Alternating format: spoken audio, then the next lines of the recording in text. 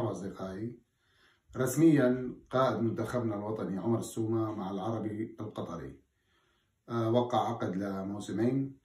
طبعا عمر السومة لاعب وقيمة كبيرة، يعني قيمة فنية وقيمة رياضية كبيرة.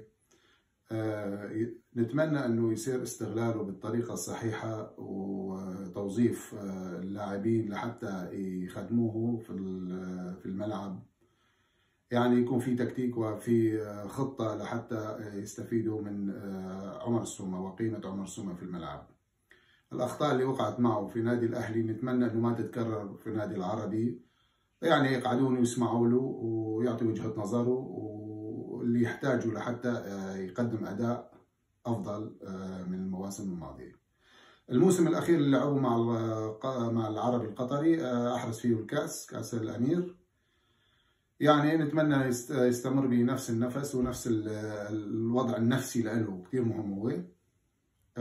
كل التوفيق للاعب عمر السومة، ونتمنى انه يصير في تلافي للاخطاء اللي حصلت معه مع نادي الاهلي السعودي. بالتوفيق كابتن منتخبنا عمر السومة.